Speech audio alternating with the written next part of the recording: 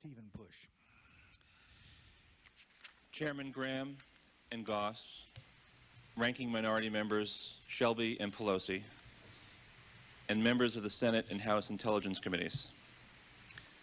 I would like to thank you and also thank the Joint 9/11 Inquiry staff for the vital work that you have been doing to understand the problems of the intelligence agencies and take steps to correct them. I appreciate the hard work that you and your staff are doing to ensure that our loved ones have not died in vain. I would also like to thank you for inviting Kristen and me to testify before you today. I realize that your decision was not popular with the bureaucrats in the intelligence community, but the victims' families greatly appreciate the opportunity to have their voices heard on the important work of your inquiry. Our loved ones paid the ultimate price for the worst American intelligence failure since Pearl Harbor. I hope that Kristen and I can do justice to their sacrifice and contribute in some small way to preventing other families from experiencing the immeasurable pain that accompanies such tragic loss. While I eagerly await the final report of your inquiry, one thing is already clear to me from the news reports about the intelligence failures that led to the attacks. If the intelligence community had been doing its job, my wife, Lisa Raines, would be alive today. The plane that was crashed into the Pentagon. I realize that preventing terrorism is a very difficult task, and that we will never achieve complete safety. But a series of missteps that defy common sense made the attack on the Pentagon possible. In January of 2000, the Central Intelligence Agency learned that two Saudi nationals, Nawaf al-Hazmi and Khalid al-Midhar, attended an al-Qaeda meeting in Kuala Lumpur. Thanks to the infamous stovepiping of information in the intelligence community, these two men, who were to become two of the hijackers on Flight 77, were not immediately placed on the terrorism watch list, and they were allowed to enter the United States. Shortly after the bombing of the USS Cole in October of 2000, the CIA discovered that one of the men photographed with al-Hazmi and al-Midhar in Kuala Lumpur was a suspect in the Cole attack. But still, the two suspected terrorists in the United States did not appear on the watch list. The Federal Bureau of Investigation seems to have been unaware of them, even though they lived with an FBI informant during part of their time in this country. The two suspects were finally added to the watch list on August 23, 2000. But on September 11th, they were able to board Flight 77 using their real names. I don't know why they called it a watch list. Apparently no one was watching it. After the Kuala Lumpur meeting, al-Hazmi had at least 3 meetings with Hani Hanjour, the terrorist believed to have piloted Flight 77. I am convinced that, had the CIA and the FBI displayed any initiative, al-Hazmi, al-Midhar, and Hanjour would have been apprehended. With the loss of 3 hijackers, including the pilot, Flight 77 would not have been hijacked, and the lives of the 184 people murdered in the Pentagon attack would have been saved. What's more, Mohammed Atta, the ringleader of the 9/11 conspiracy and the pilot of the first plane to hit the World Trade Center, attended one of the meetings between al-Hazmi and Hanjour. Thus, it's possible, if not likely, that surveillance of al-Hazmi could have led to surveillance of Atta and discovery of the other terrorists involved in the conspiracy. In fact, the FBI, in an apparent attempt to pin the blame for 9/11 on the CIA, reportedly developed a chart that showed how timely access of the information about al-Hazmi and al-Midhar would have enabled the FBI to foil the entire 9/11 plot. I won't belabor the argument about the possibility of preventing the 9/11 attacks. A number of intelligence experts have said that preventive work is easier said than done. I don't know if that's a fair excuse. But one conclusion is incontestable. The 9/11 attacks exposed serious shortcomings in the American intelligence community. Or, to state this fact more precisely, the attacks exposed these flaws to the wider public. Many of the flaws had been known to intelligence professionals, to your two committees, and to a succession of commissions for years. In voicing these complaints, it is not my intention to malign the field officers, agents, analysts, technicians, and others serving their country in the intelligence agencies. I'm sure that most of them are very competent and dedicated people. But in many cases, they seem to be stymied by a bloated, risk-averse, and politicized intelligence bureaucracy that is more interested in protecting its turf than in protecting America. Initially, I thought 9/11 would be a wake-up call for the intelligence community, but I was mistaken. The intelligence agencies and the White House have asserted that no mistakes were made. They couldn't possibly have conceived that anyone would use commercial jets in suicide attacks on buildings. That Al-Qaeda, they asserted that Al-Qaeda is impossible to penetrate. Such a can't-do attitude is profoundly un-American. It also raises the question of why taxpayers should continue to spend tens of billions of dollars annually on the intelligence community if it cannot protect us. The following anecdote suggests that little has changed at the FBI since 9/11. 3 years ago, a female flight attendant for an American airline was assaulted in flight in front of a witness by a male flight attendant wielding a knife that the female flight attendant described at the time as looking like a box cutter. The assailant had bragged to this flight attendant about how he regularly smuggled the knife past security.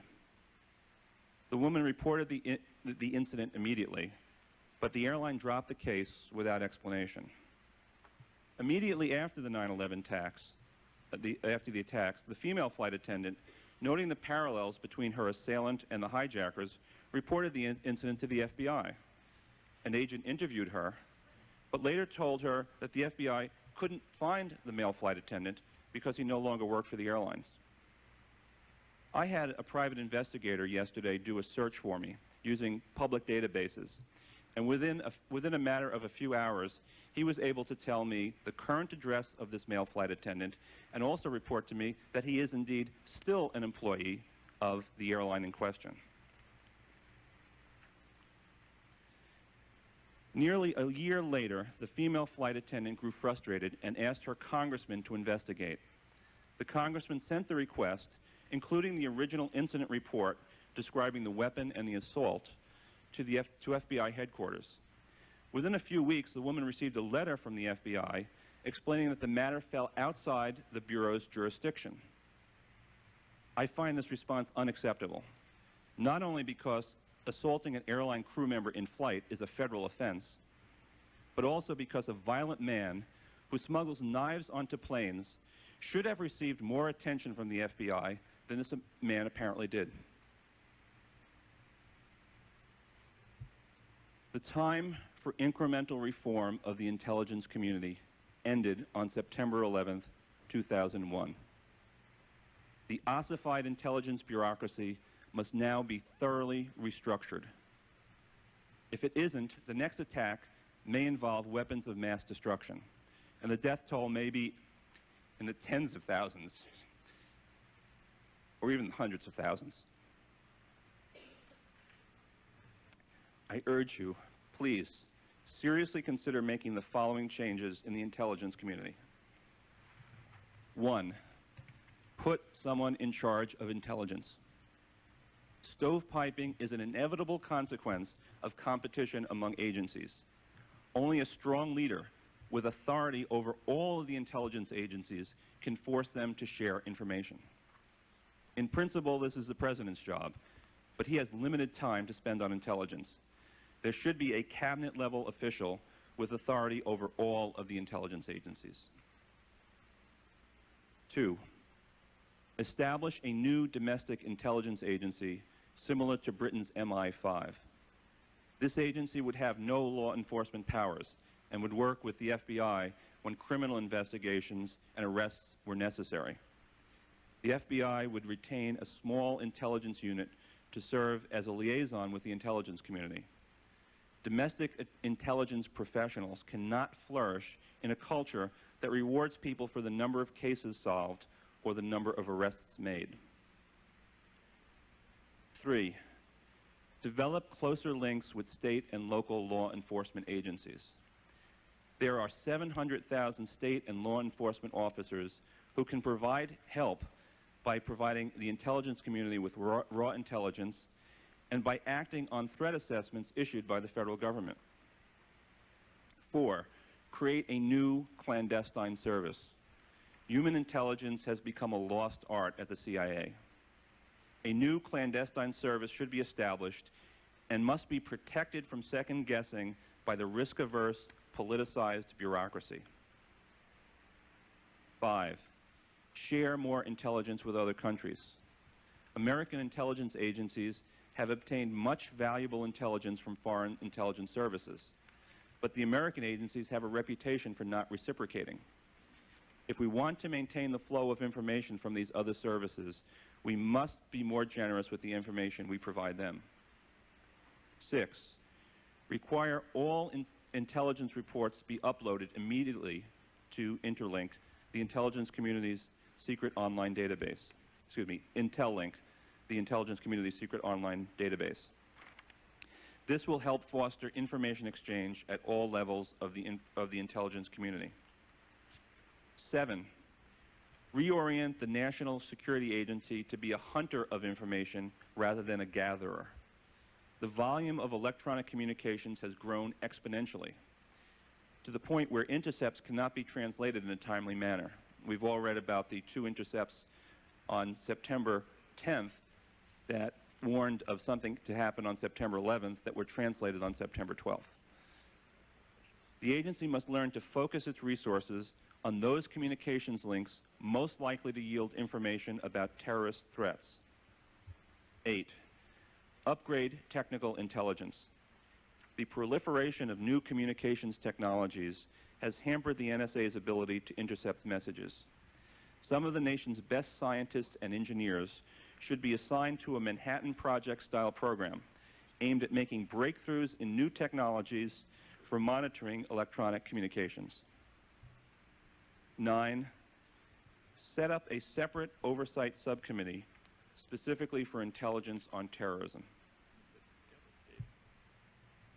While this is by no means an exhaustive list, I believe it addresses some of the most urgent problems in the intelligence community.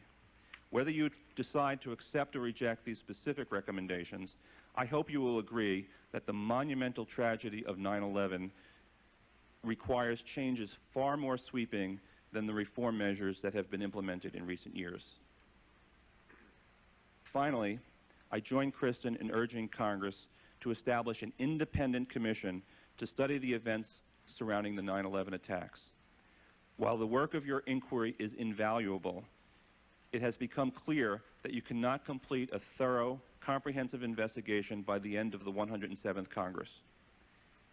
And there are other 9/11 issues other than intelligence that should be investigated by an independent commission, such as law enforcement, border control and immigration policy, diplomacy, transportation security, and the flow of assets to terrorists. In conclusion, I would like to thank you again for offering the 9/11 families this opportunity to have our voices and the voices of our loved ones heard on these very important issues.